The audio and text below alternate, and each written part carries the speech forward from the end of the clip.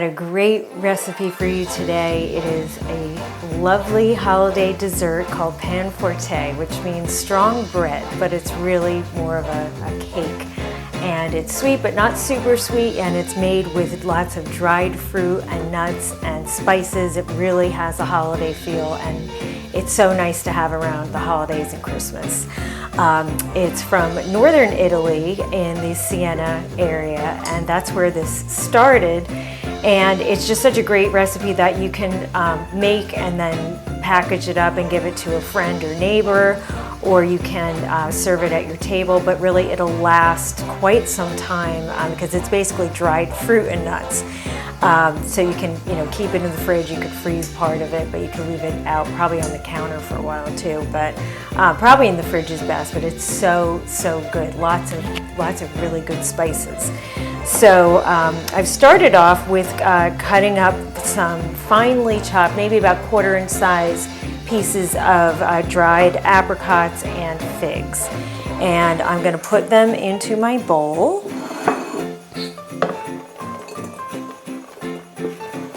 And this recipe, it's not difficult, but you do have to prep everything, and it does get very sticky. So you'll want to probably clean up your utensils as soon as you're done using them. But it's really worth it. It's so good. And I like the sweetness with the spices, but it's not, I don't like too sweet, so it's really a nice combination of flavors. Okay, so to this, we are gonna add some, I have gluten-free flour. So I'm gonna add that. And I've got some date sugar. You can use regular cane sugar, but I happen to have date sugar, and I thought that would go nicely with this. And I'm making this one gluten-free. You can actually use, regular flour, but this one is a gluten-free one. So then I'm adding some cocoa powder and the spices, which is cinnamon, nutmeg, ginger, and ground clove. Really nice spice here. Okay, I'm just going to mix these dry ingredients together first. You could already smell the spices. It just makes you feel like it's the holidays. Nuts here, I've got hazelnuts and almonds that I have toasted, and you don't want to skip this step. The toasting makes them more rich and gives a really nice flavor. So I put them, you could put them in the oven for maybe like a 350 for about 10 minutes. You don't want them to burn, or you can do it on the stovetop to toast them as well. So I'm just going to leave them on the parchment and just give them a little chop. Maybe just kind of roughly chop them in half, really.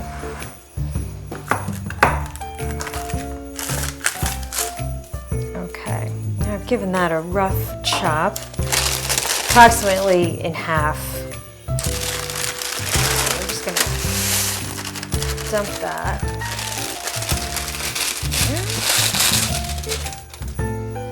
Okay, we're gonna combine that. Mix those nuts in there, all the dry ingredients. Okay, then I will add my apricot preserves. So this is the part that usually there's honey in the traditional recipe, but I actually prefer to use something like this, the apricot preserves. Apricots are already in this too, and it's a popular ingredient in the area, so I thought this would really be a nice touch. So I'm adding about 3/4 of a cup. It just helps it really combine, and add a little bit more if it's too difficult to work with. But this is really good. I love this brand too. Okay, so I'm just going to mix that in there as well. Really get it all combined.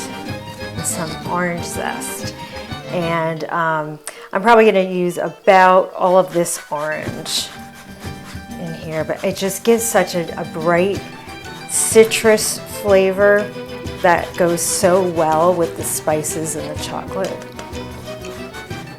It's really nice. I just just love to, when I'm zesting an orange, I just love the smell of it.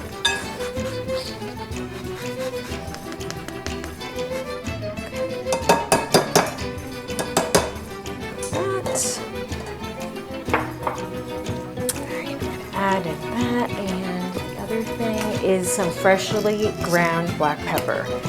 This is, it's used in the traditional recipe. It just adds a little bit of a bite. It's just a really nice complement to the spices. And I just do a little bit. You can do a little bit more, but kind of how gingerbread has that bite, so it's similar to that. So that's what we have. Our lovely mixture. Okay.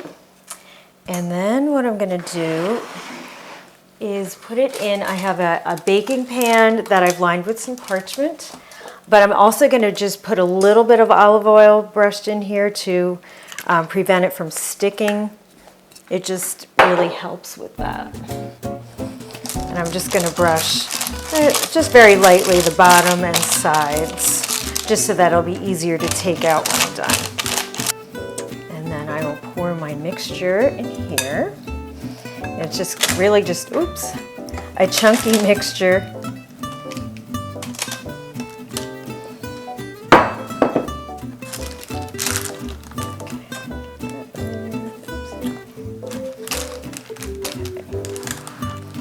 And you just want to kind of, with the spatula, just kind of flatten it out in the pan. Could be an 8-inch, 9-inch pan, it really doesn't matter. And just kind of flatten it out evenly. And then it's going to go in a 300-degree oven for about 45 minutes, and it'll start to bubble a little bit on the top. And then you're going to want to let it cool completely before you dust it with the powdered sugar, which looks so pretty when you're done. And I actually have one that is finished that I made earlier, and I did have some, but I will have another piece. So here's how it looks. It's just so pretty to put on the table or to package up, and you can refresh it with some powdered sugar if you like, but it's just, you can see all of the dried fruit and the nuts, and it's just so attractive with the powdered sugar. It's very Christmassy looking, so I will have a bite and enjoy it too.